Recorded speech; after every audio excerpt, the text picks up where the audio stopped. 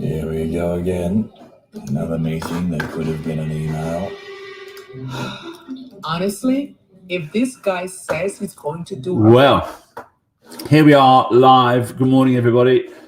I'm Carl, as you all know, and I'm pretty excited that we've got some very cool guests with us this morning just for a short LinkedIn Live. Before we get into it, I'm going to just share with you a little bit about Meet Magic, because I think it's important that we have a stage and we can use it for some good. So this is basically a couple of slides on who we are as a business. You know, we're moving into that space where I think it's important that we use technology for humanity. You know, I think we've got a couple of problems. One of them is that we've got too many unproductive meetings, and there's lots of ESG targets that need to be met. And Meet Magic is a direct strike on both of those. One of the things that really astounds me, and we have a guest in America, David, with us this morning, but in the US alone, there are 55 million meetings that are held each week. That's about 11 million a day and over 1 billion a year. And now the problem is that organizations are spending a lot of their time in those meetings, and 71% of them are deemed unproductive. And this is a lot of wasted time. So we think we can make a bit of a difference on that. And this is an Atlassian study. And if anyone from Atlassian is watching, don't complain, because these are your own figures internally. And these are the stats for the average meeting attended by an Atlassian employee. 91% of them said they daydreamed, which I find quite remarkable. 39% of them slept. 73%, and we've all probably been guilty of this. We've all probably done other work in other meetings, and then 47% of them claimed that meetings were the number one waster of time in the office. And when you add all that up, there's about 24 billion hours a year that are wasted as a result of unproductive meetings. That's a lot of time. I always think if we can take just 1% of that, which is 24 million or 240 million hours, and convert that into helping companies, even if it was to hit their environmental targets, there's a lot of impact that can be made. And I know just from one Meet Magic meeting, we can offset 233 tons of CO2. So you can imagine how many tons we can offset with 240 million hours. It's quite a big impact. So we are a direct strike on the two problems. $37 billion is the annual salary cost of unnecessary meetings in the US alone. That is enough to end homelessness in Australia. So I think we've got something that's really, really good that's coming on board. One of the things about this podcast this morning, or this LinkedIn Live, is around cybersecurity, and I often think that it's time for us to reframe how things are being looked at. And you know, one of the people that I'm talking to at the moment is a guy called Rory Sutherland, who's the chairman of Ogilvy in the UK, and he talks a lot about how Uber transformed how, you know, we think about taxis. I mean, it's when you think about the waiting. I'm 52. When you think about waiting for a taxi in the olden days, you get this anxiety, but then all of a sudden the Uber map came along and transformed that, took all of our anxiety away, because we can see the taxi on the map. We don't have to worry about where it is. The Eurostar was another thing he talks about, where he talks about people trying to make the train faster, but in actual fact, what they should have done was just improve the train journey, add some Wi-Fi, put some better food choices. But just that simple reframing would make the journey of the train a lot better, even if it was slow. Or they could just, you know, hire the world's top models and serve French champagne up and down the train, and the people that probably want the train journey to go slower. So I think about the cybersecurity in a similar sort of way. We're being hacked a lot.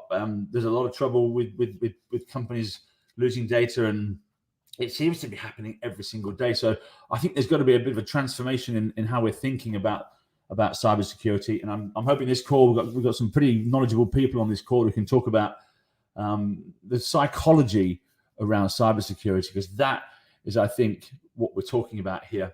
So for Meet Magic, we've given over $1 million to charity. We've helped over 20,000 kids.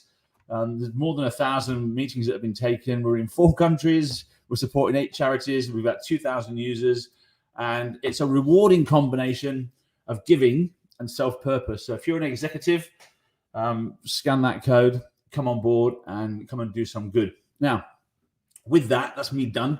I'm going to now bring on board our guests for this morning, and I would like you to meet, first of all, Andrew. I've got to work out how to get this screen to stop sharing. Here we go. Done. Andrew Webster from Transgrid. Morning, Andrew. We've got Morning, Carl. David How are Silva you? in the US and Jacqueline in Sydney from Know Before. And I think combined on this call, there's probably enough knowledge to stop the whole world from getting hacked. And I think there is. So, Jacqueline, good morning. Maybe we start with you. How have you been? Where are you from? And well, you're from Know Before. Tell us a little bit about yourself. I'm from Know Before. Hello, everyone. Carl, Andrew, David, it's a pleasure to be here and everyone joining us on the interwebs at all the different areas that we might be communicating to you from right now. Jacqueline Jayne. JJ is myself. I'm a security awareness advocate at Know Before. We're the world's largest provider of security awareness training and simulated phishing and social engineering platform.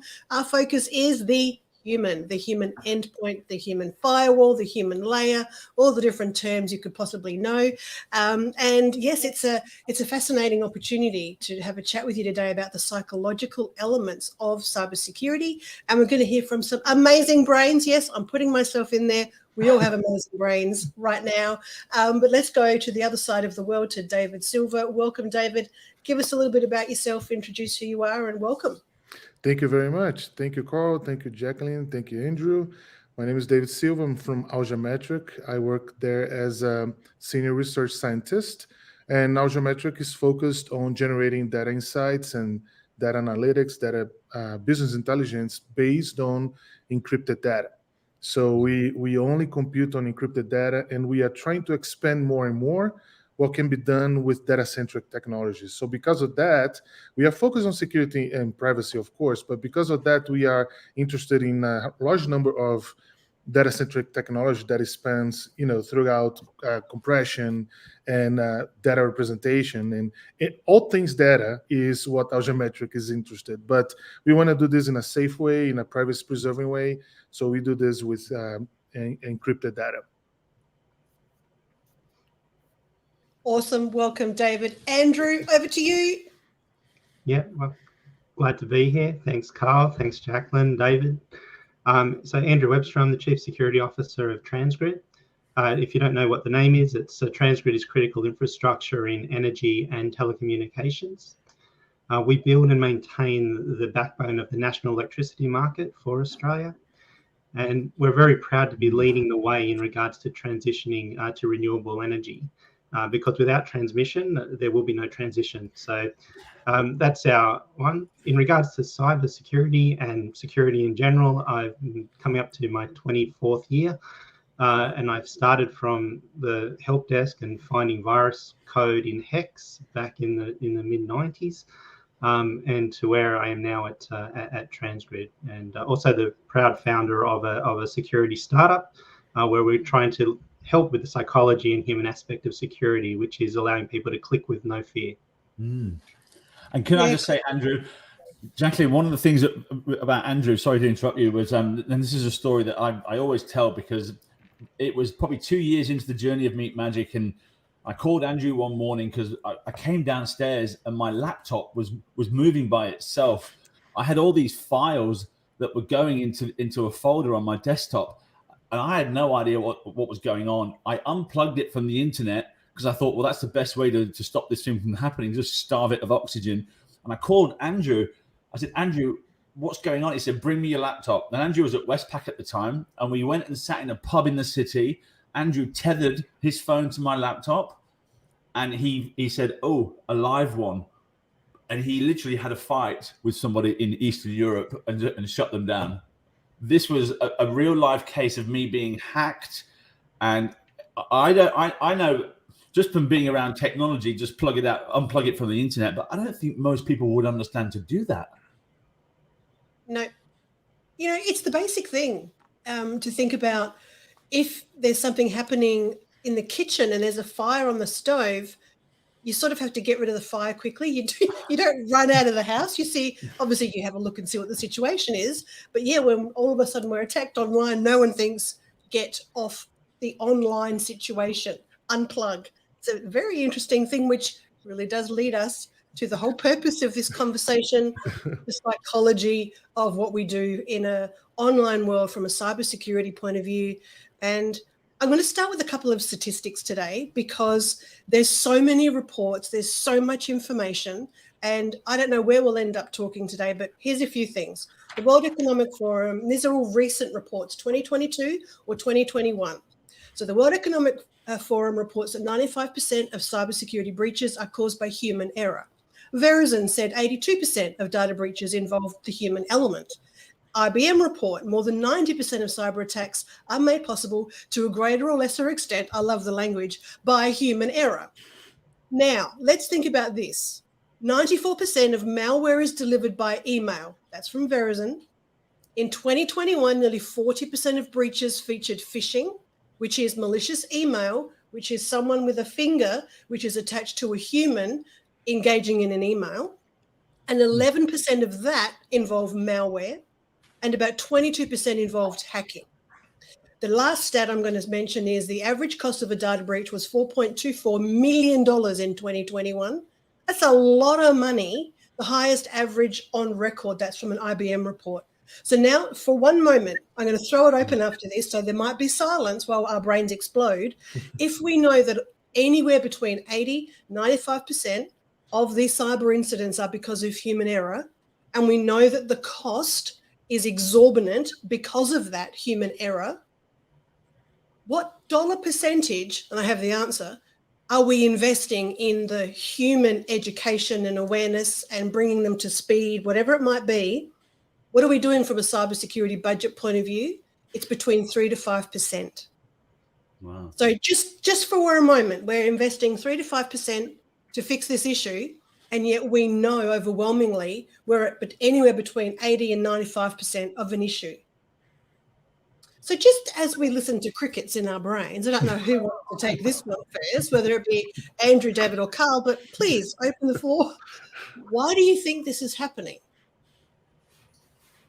Well, I can comment on this one because I find it remarkable, to say the least, that how humans are involved everywhere in the spectrum when it comes to cybersecurity.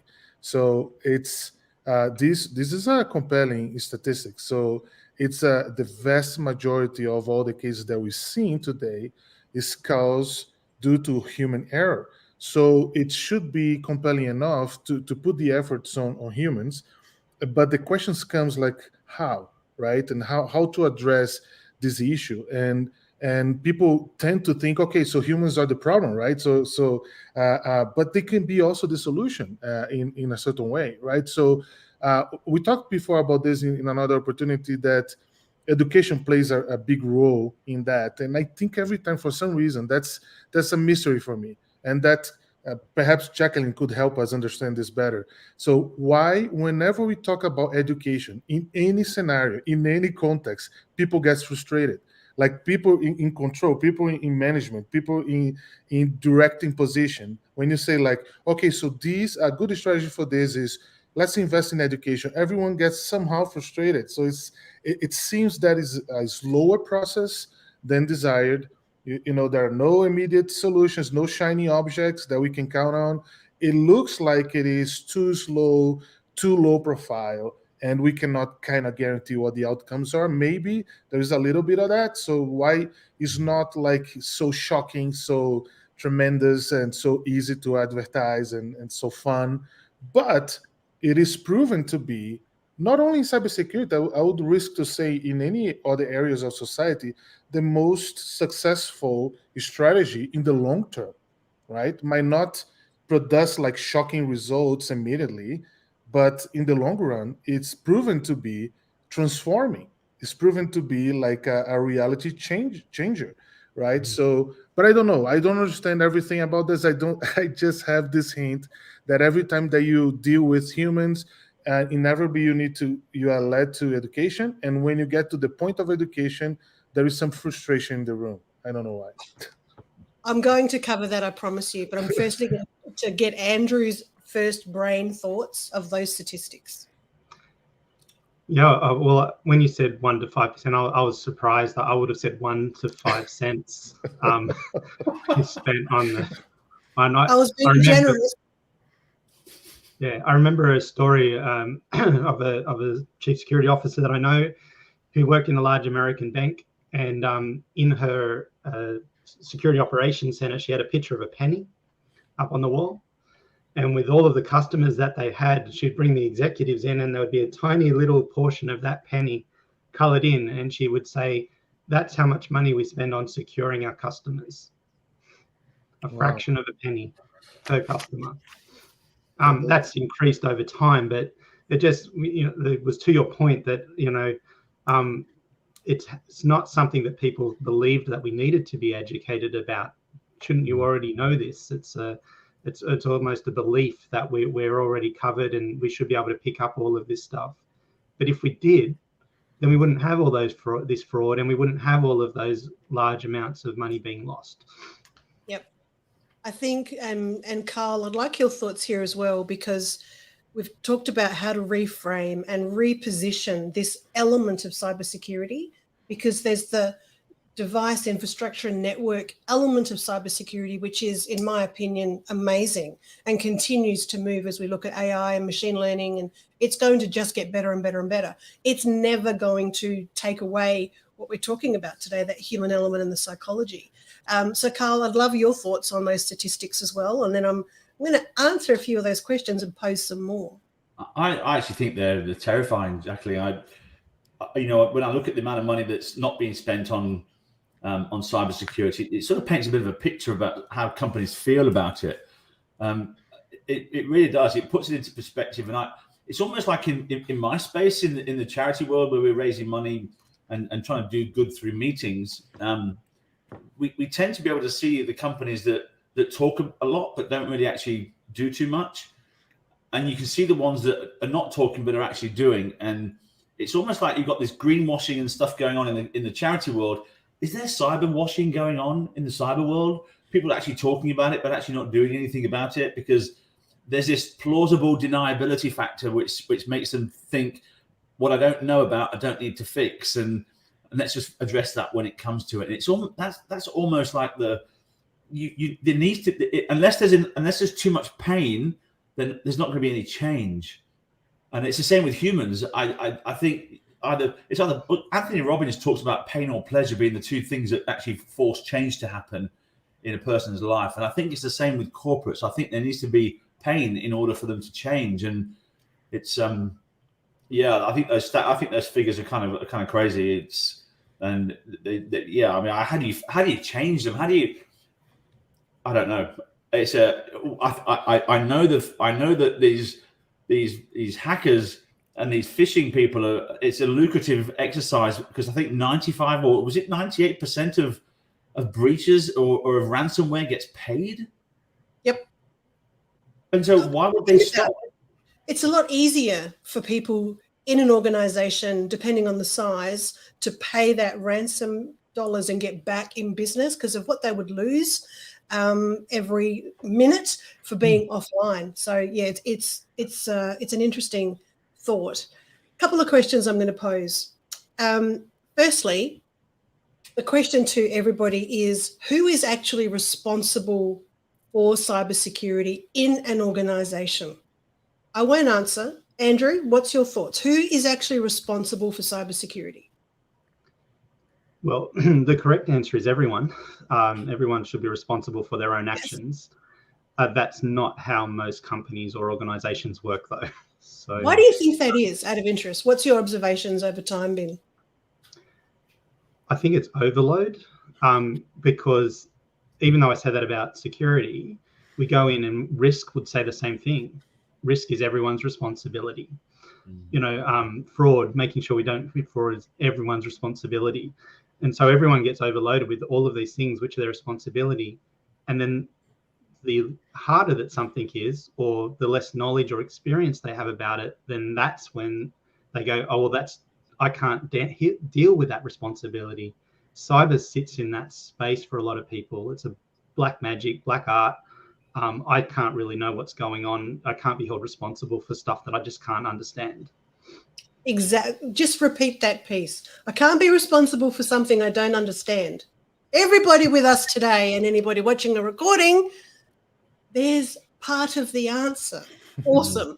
David, what's your thoughts on who's responsible for cybersecurity in your experience? I would like to connect Andrew's answer with something that you said before, because we would love to see cybersecurity as everyone's responsibility. But as Andrew remarked, that's not the case in reality. It is truly a department situation, right? And as long as that department is doing whatever they need to do, I should be okay, right? In reality, this is what happens most often. So the problem with this is if we connect this situation, this shock of reality with the statistics that you just gave. So a click in an email phishing is going to lead to a ransomware attack that is going to lead to a tremendous financial damage for the company. That click on that email could be avoided with awareness, with education, with other things like some tools, but it didn't. Like, it happened. So someone that eventually thought that was not even part of the ecosystem is now being the door opener of a tragic situation in a company. So perhaps understanding the implication of mundane situations, things that I don't worry about this. So there is what Andrew said, I cannot be responsible for something that I don't understand. But I'd like to add another situation in my company. I was talking to people from the research department that thinks like, hey, we only deal with academic stuff. And I was asking them, do you know about physical cyber attacks that are related to physical things? And they said, we never heard about this. And I said, okay, so do you care how you dispose your trash? And I said, no. And everything I was saying was sounding so silly, right? So do you care about how you close the gate when you enter the building? There is a key, there is a password in there. And they go like, no. And then when I started to explain the type of terrible things that could happen, they all said, but that's so obvious. And I said, okay, it's obvious, but do you do those things? And no. So it is interesting, this disconnect between this sounds silly, this doesn't see anything, that doesn't sound as anything special, but at the same time, this can lead to horrible things. So there is a disconnect in there, right? It's remarkable.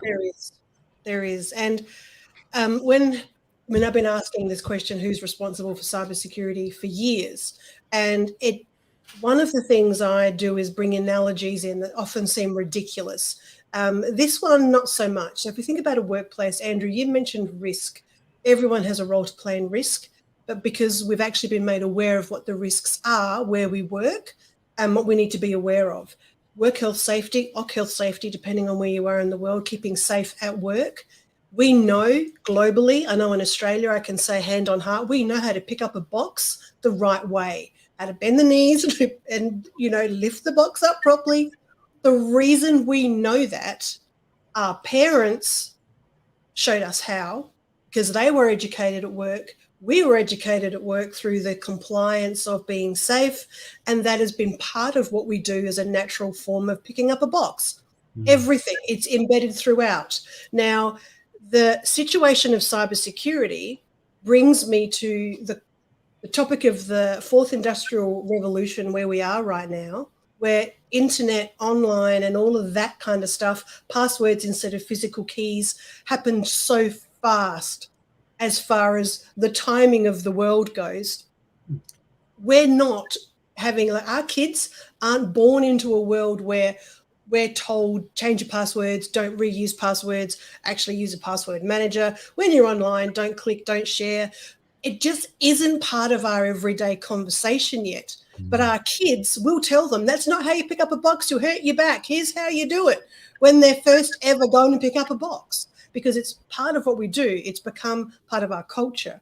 And that's, I think, part of the missing link here for the psychology of engaging people, and why, if it's, 3 or 5 cents that we're investing, and I reckon you might be right there, Andrew, for cybersecurity education, and the high percentage of the issue is who's responsible at the moment is IT. And with respect, and I say this absolutely with respect, They're not skilled to take an organization on a change management process over years to change that behavior globally, as in not necessarily around the globe, but at work, at home, in the cars, pass it down to your kids. We're not there, and we're so far away from it, but the expectation is there because of the 80 to 95% is human error, but no one knows yet how to properly bridge that gap. Whilst there are some of us who can have a foot in both camps and see tech and people and try and connect it, the majority of people in cyber don't understand it. And it's not because they're not clever, it's just not their skill set. It's like asking someone in HR to configure a firewall. We don't do that because they don't know how to, but they're very good at what they do. So I'll get off the soapbox, but that's kind of where I am from that perspective. I'd love to hear your Do you thoughts. think they should be teaching it in cybersecurity in school for the kids when they're growing up? Because I think that's to get it into their heads early that this is a real thing, because it's like anything else. If you catch it early enough, it becomes ingrained. Do you think Well, if we're looking at road safety, I'll get on another soapbox. Road safety. When we're little, our parents in Australia, this is because of how the cars go.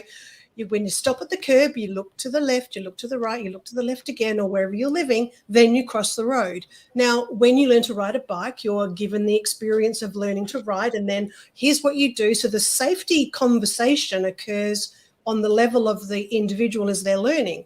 When they get to driving a car, they've got all that process to go to. They don't just get the keys and off they go.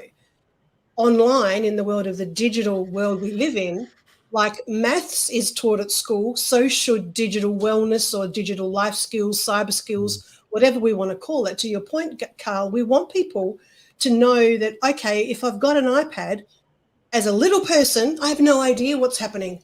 Parents, caregivers need to make sure they've programmed and put all the parental controls on that. You'd think parents would know to do this. They don't. Again, not because they don't care, but how can they be responsible for something they cannot understand? Yeah. I'm taking that quote, Andrew. I'll give you credit for it. I'm going to use that always, because that is just exactly where we're at. So off that soapbox, back to you guys. I think it's important. I think there's a whole lot of stuff that needs to be addressed at the early stage. But one of the things that really concerns me is where Andrew's at with is critical infrastructure. And Yes. David, I know. Tell us about Algemetric, because I mean David's sitting here all humble and stuff, but David's actually quite a smart developer. Or you've created something about M2M for IoT. Is that IoT?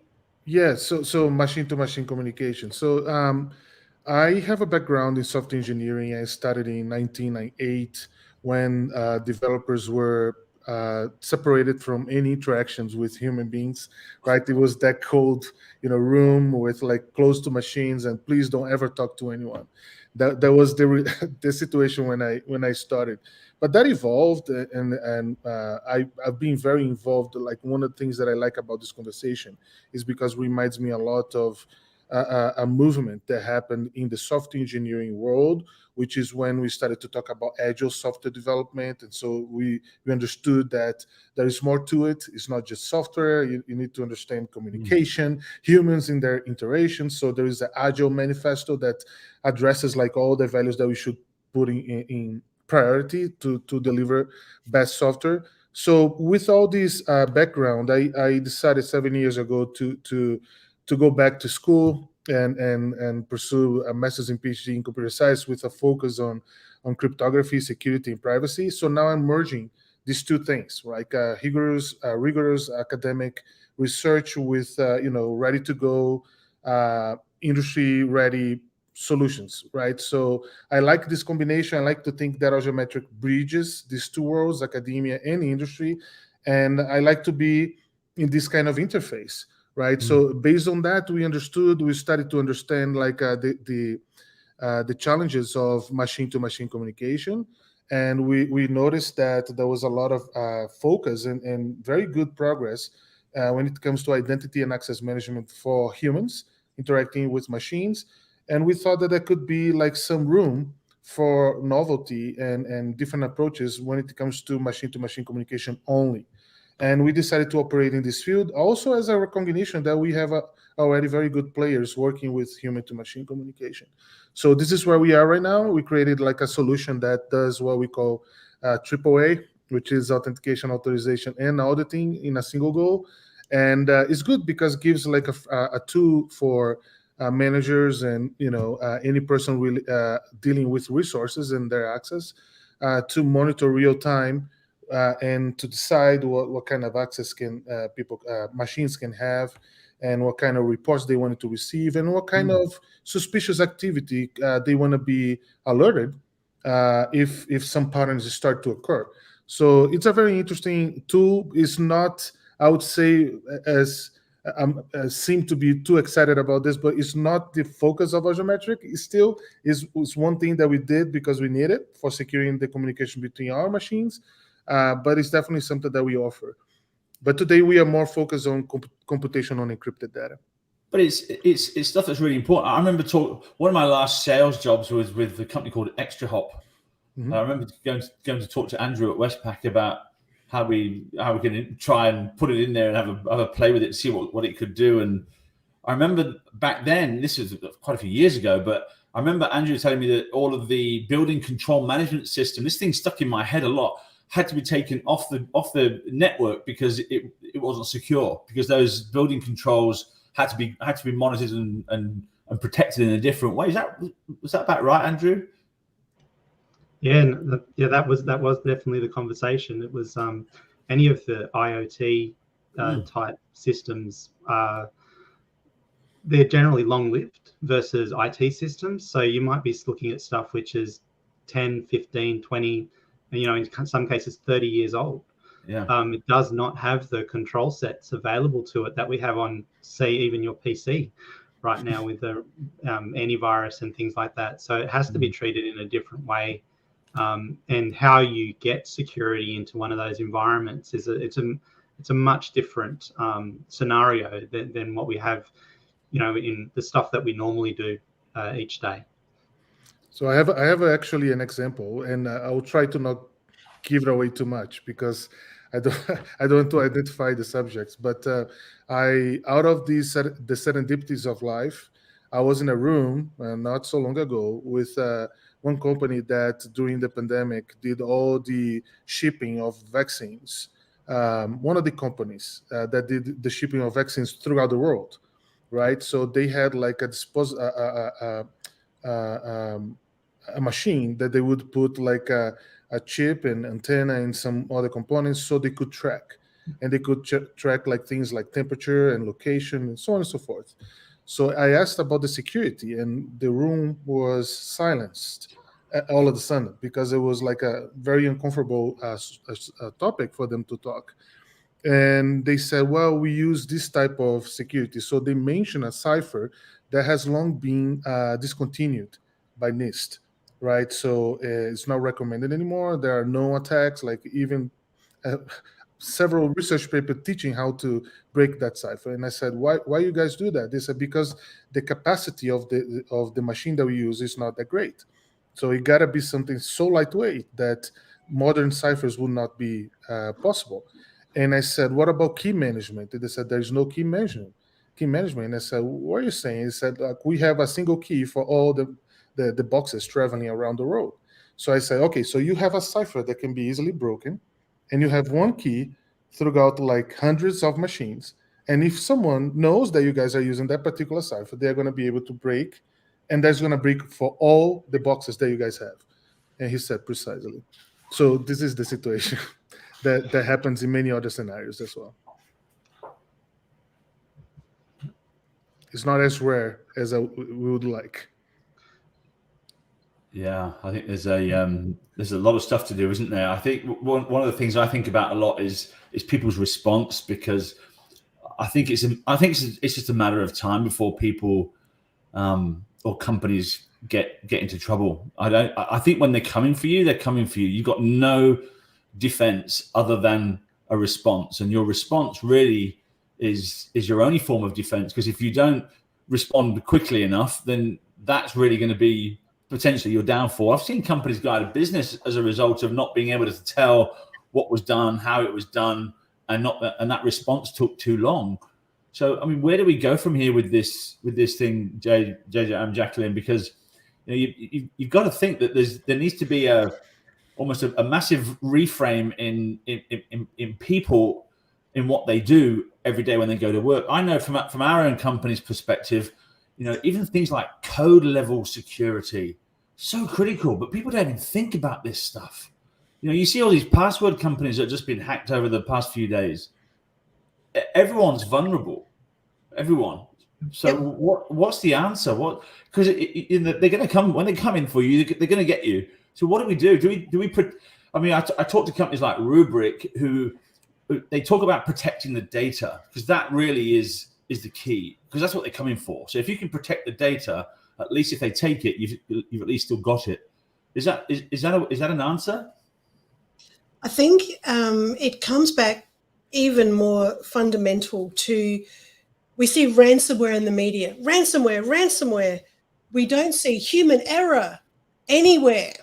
And it's because when we're considering what we're talking about, the majority of the information comes from IT professionals, not anywhere else in the business. And cyber is a business risk. It is not an IT risk anymore. It is a business risk. IT are the subject matter experts. They are the people who hold all the info that everyone else needs to get their job done. So to your point, Carl, marketing don't think, oh, we're about to launch this new customer-facing service and let's talk to IT about the cyber risks involved. No. However, it's not a challenge in any organization to go to your project scope document and add in something at the very top. Have you spoken to IT about any potential cyber risks? And you can't move until you've done that. That is such a simple thing we could do across every business in the world. Would it happen? It'd start to, because it's in front of everybody. This is the type of thing we need to do, is involve every other organization, every other business unit within an organization. And in a personal observation, when I've gone to every cyber event possible that I can get to, or that I attend online, I'm speaking at, whatever it is, it's the same people every single time. The same people. There's no new faces. There's no other business units there, or departments, whatever you want to call it, sectors, verticals. They don't exist in these worlds. So if you really think about it, there's logical reasons as to why there's such a gap. I want to talk to David's point about why education is such an issue and a pushback. The reason it is to learn something new, whether it's a musical instrument, a language, even learning to ride a bike for the very first time, starting a new hobby, whatever it is, it takes time. And the reason we invest the time is, A, we want to do it, like it's important to us. We understand why we should do it. So if we're about to move to Italy and we don't speak Italian, maybe we're going to learn Italian. We don't really want to, but we understand why we need to and have to survive in another country. Cybersecurity is no different. So it's about sharing that understanding. David's point about the dumpster diving situation of not looking after your rubbish. If you say dumpster diving to 100 people in an organization outside of IT, they'll think of a person upside down in a dumpster with their legs flailing everywhere as they're trying to pull things out of the bin. That's their language. That's their understanding of dumpster diving. So as a group of IT professionals, it's breaking it down, partnering with other people in the business who do the education element of changing behavior. It's organizational change management. There's even organizational psychology around all of this. Change, you can't just launch Office 365 and expect everyone just to adopt it. Does not happen. And I'm sure all of you can tell me 50 things that you've done in IT that everybody pushed back on. Best thing you've ever done, but they pushed back because they weren't involved. So it's the understanding, communication, awareness, what's in it for them, drop all knowledge assumptions, start at one point and just move through, and know it will take time and probably another 2 generations for this to be embedded in what we do. Having said that, I know that's a lot of statements there. I would love to hear what you guys think about that. Do you think it's a ridiculous rose-colored glasses for you, or do you think it's something we actually could achieve over time? So, look, I absolutely do think we can achieve it, because we've achieved it with everything else. right? Education works, as Dave pointed Why out. do you think there's an issue here, though, with cyber? Why do you Yes. think that is? Yeah, so I'm always fascinated about the psychology of it. So first one, the internet, one of the most dangerous places on the planet, but we don't treat it like that, No. right? So first off, we're not aware of the environment that we're in.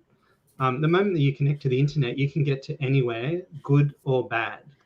If you're walking down the most dangerous street in LA, you'd watch your back. You'd want to have a couple of big friends with you. These are the things that you'd look for.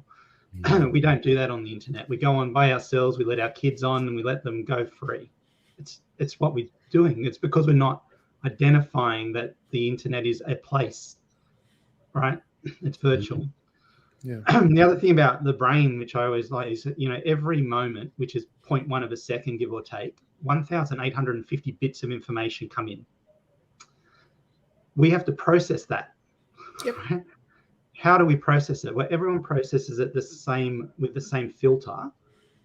It's just that we don't recognize it if our filter's not trained to recognize it. So what's the filter? The filter is called DIPI. So is it dangerous? Is it important? Is it pleasurable, or is it interesting?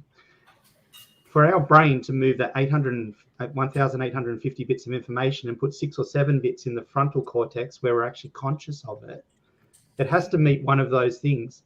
People go on the internet and they don't think that it's dangerous. They might do stuff which is pleasurable or interesting. Therefore, because it's pleasurable or interesting, it's not dangerous. And therefore, it's okay. And it's okay to put all your details up there because no one's going to do anything bad with that, are they? Yeah. It's those things. It's that single key across the entire shipping one because the technology wasn't strong enough. And I think one of the points that you made before, which I love doing as well, which is linking. So crossing the road was the first thing that came to my mind, and then you said it as well. That's been a very successful campaign. Slip, slop, slap. It's a very successful campaign.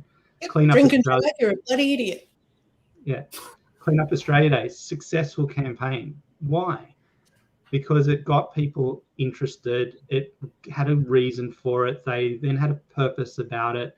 And then they did something about it because they knew it was good for them. So if we go back to Rory Sutherland and the train and making the train journey more enjoyable, you've got all these top models walking up and down the train serving French champagne. The journey of the Eurostar now becomes, I don't care how long it takes, let's just enjoy the journey. How do we make the cybersecurity journey enjoyable? Because that, I think, is what is going to encourage people to get involved maybe more and understand it more if it's enjoyable, because it is complicated. I don't know if we can. It's a challenge. David, what's your thoughts? Yeah, so I remember while Andrew was talking, I remember of 2 situations that I saw myself here on when my son, which is now 11, he was on the first grade here in the US. And he showed me that I'm learning politics. And I said, "You learning what?" I said, "I'm learning politics." And I was so shocked. And I said, "Okay, so show me." And he actually opened like a program that was offered by the District 11, which is the district that he goes to school. And then it was an online program that looked more like a game to me. And it was designed to be a game-like experience. So basically, he would be like one candidate to running to the presidency of the United States, and running against another candidate that would be like a robot, like he would play against the video game. And basically, all the choices that he made would have consequences. So the game was trying to convince him to not attack his adversary, instead of like focusing on what was his planning for if he got to be the president, and focus on the good stuff. So it was a very educational thing. So every time that he chose something poorly, he would be behind the next poll. They're saying like, and then there'll be some explanation saying like, the people thought that instead of using your time on TV to explain the good things that you want to do, you were attacking your adversary. And he goes like, oh, okay. So then it would eventually lead him to make better decisions.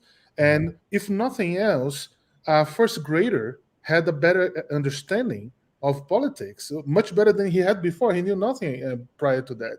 And I thought that very interesting. Another thing that happened also during his first grade was that a group of people involved in education brought like some equipment to teach kids robotics. And they would, in a very playful way, to make like a bear, a robotic bear to walk. And so they would show them a set of instructions and say, this moves like one leg, this thing moves the other leg. And your goal is to make this bear to go all the way to the other side. And all the kids were able to do it in a very playful way. And I was talking to the organizers because I was so fascinated about that. And they said, well, the reason we are actually doing that is because we know already that if the amount of people graduating in STEM continues to be the same as we have today, in 20 years, we don't have professionals anymore. Mm-hmm. So the entire market is going to collapse. So what we are doing is we are investing on K-12 to help these people, these young kids, to get even interested, because the interest is going down. And I was like, oh my God. So they were actually being very preventive about that.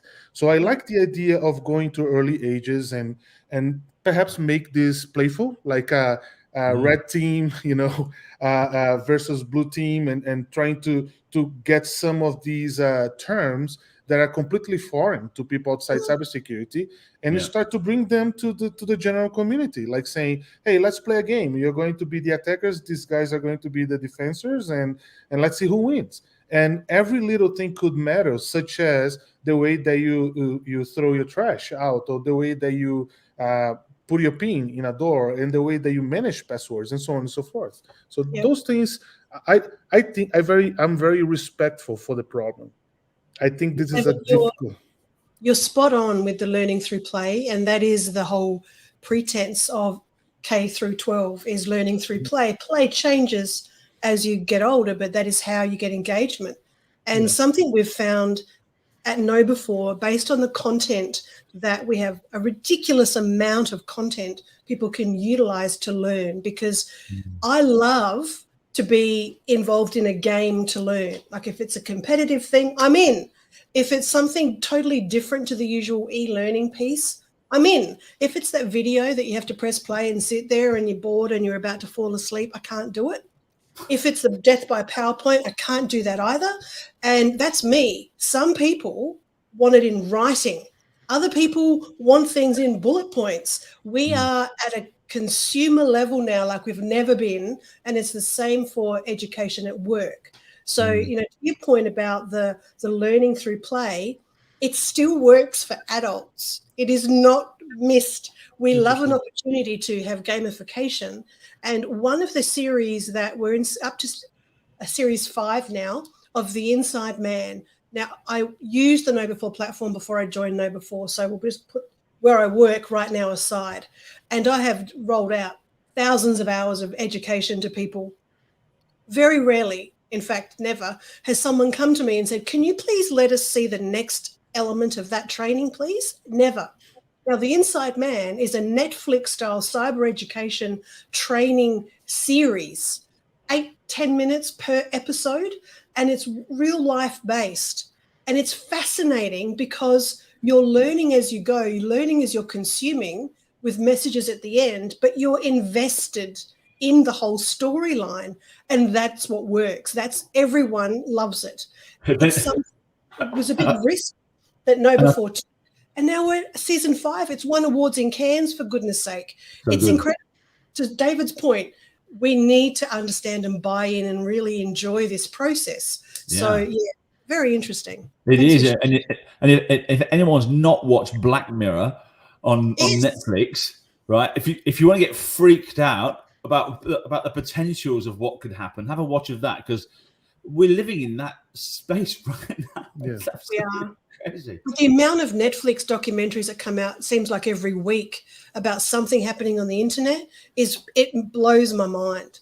It really does, and it's a fascinating era. And one of the things that really troubles us as a business is getting people to respond to emails or phone calls or texts.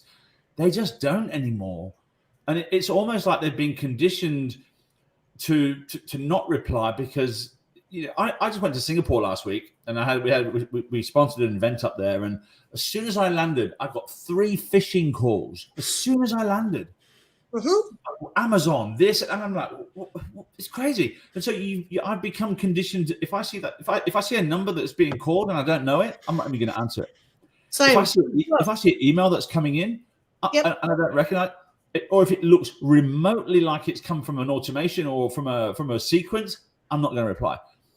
It's almost like we've become the psychology of what's happening. I mean, this is making our job really hard at Meet Magic because people, even the execs, are just not replying. And even though they've said yes to doing meetings, we can't get hold of them.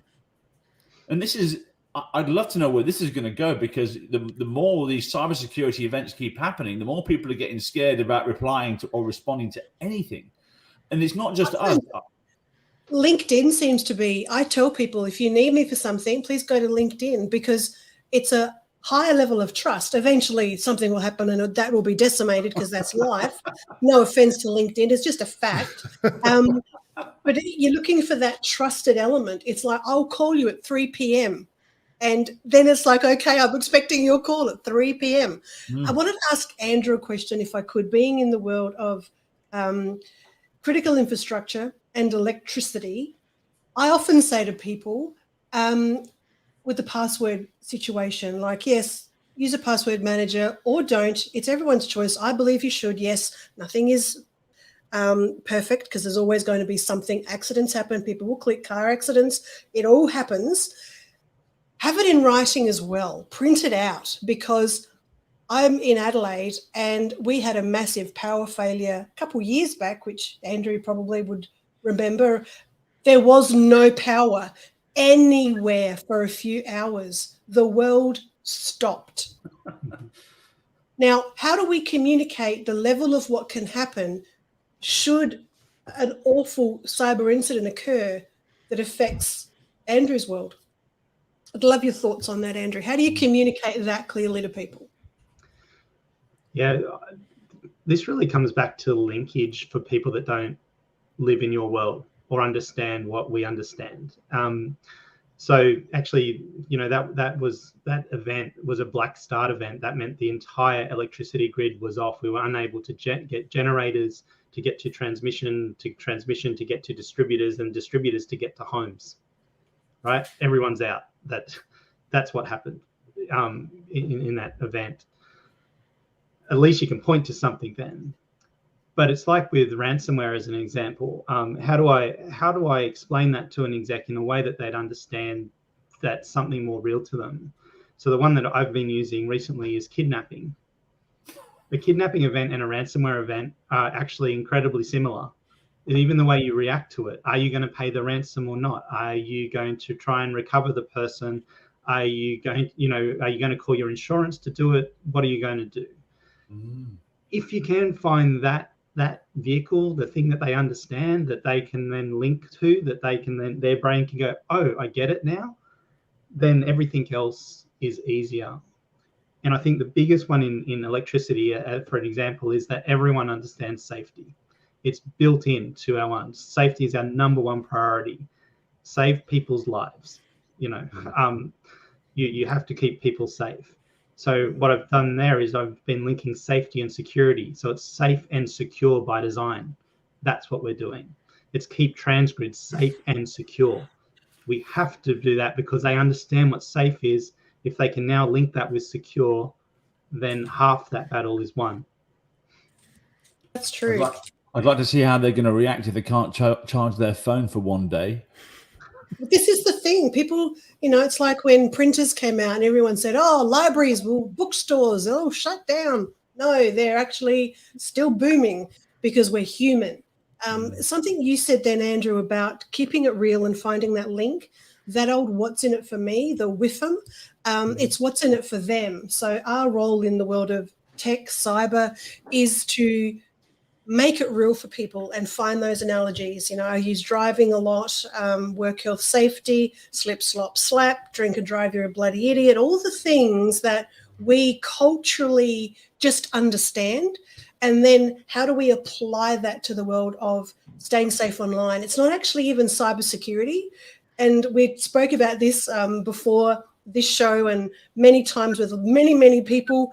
What do you call it? And it is safe and secure online.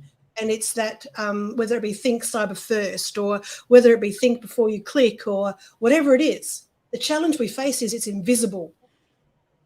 It's akin to, and this might be challenging for some people, but hear me out. If you break your leg and it's in a cast, people say, oh, are you okay? Is your leg okay?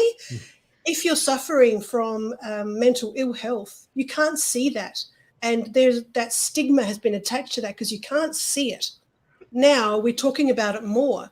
Cybersecurity and that protection, if you had a group of people at your door of your physical building bashing it every night, breaking in through the glass, you'd fix the glass.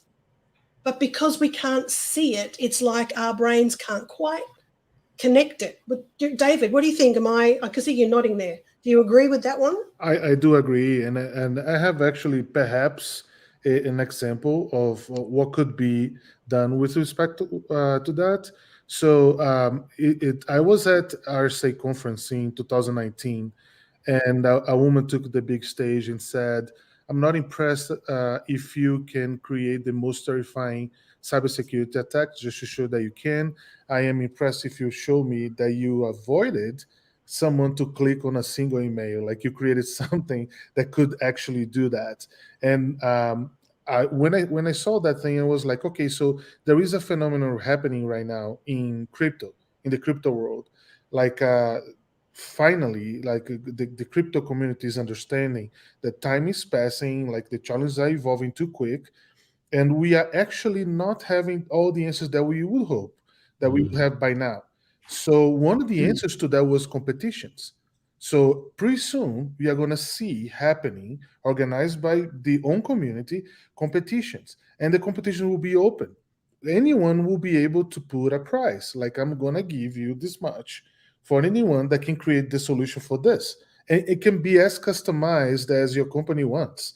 It can be as customized as a professor wants for academic purposes. So I was thinking, can you imagine if we could put competitions to engage like kids, engage teenagers, people in mid school, high school, or even like college people, to say, okay, so what would be the best way to bring awareness for phishing, for instance? So what would be the best way to educate seniors, like people like my father, my mother?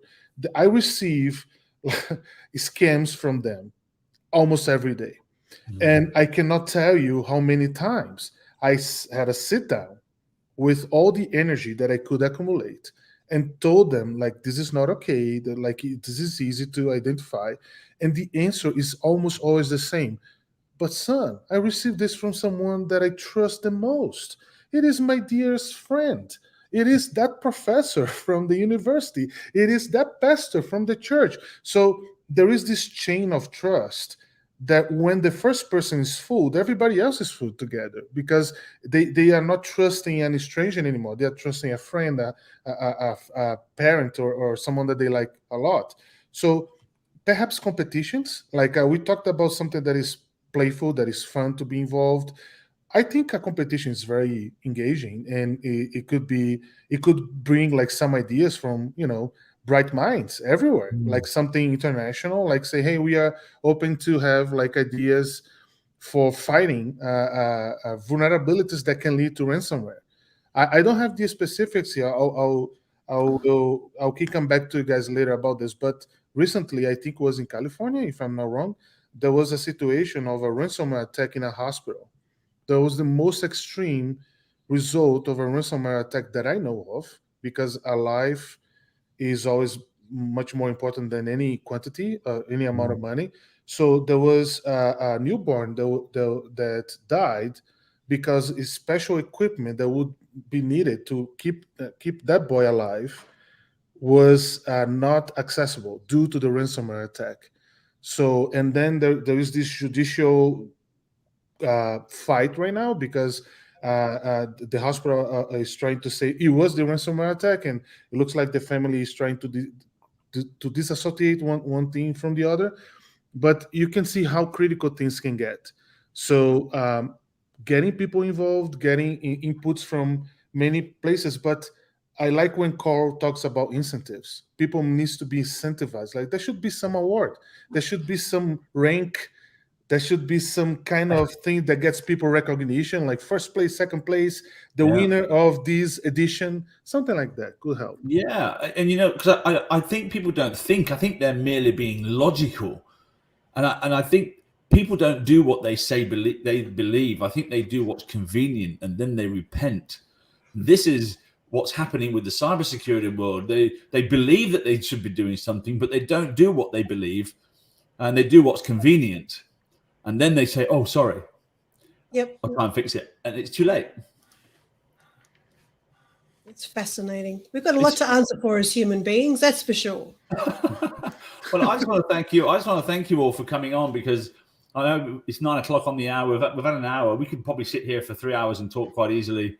Yeah, I think it's a fascinating subject, and I think we'll never fully understand why humans are the way they are and why they don't do things that are meant to be important. And it's a funny world. But David, I know it's late where you are. I just want to thank you and thank Craig Goodman for giving us access to you for your brain. So thanks, Craig. And I think maybe the Algemetric and Transgrid team have probably got a lot to talk about.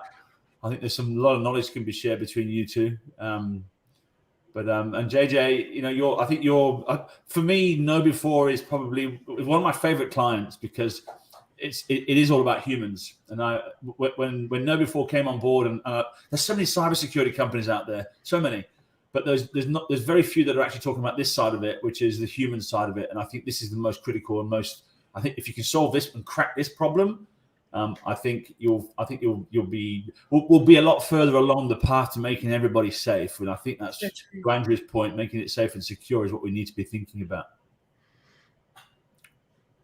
Well, it's been a pleasure being here. Yeah, it's been a pleasure too. Thank you all very much. Thank you, Jacqueline. Thank you, Carl. Thank you, Andrew. I learned a lot through this conversation. Very fun.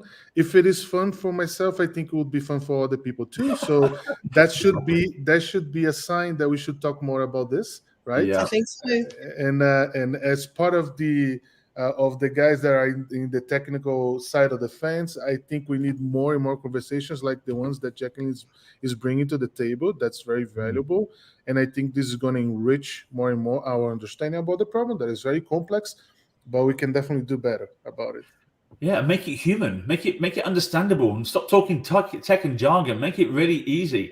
So, what did you say, JJ? Don't click on shit. Don't click on shit. Absolutely. That's great. Yes, don't click on shit. Yes. But then we have to explain to people what that shit is not to click on. That's the key. That's the key. Beautiful. Have a cracking day, everybody. I really appreciate your time. Thank you very much. Everyone. Have a good one. Pleasure. Bye-bye. Bye-bye.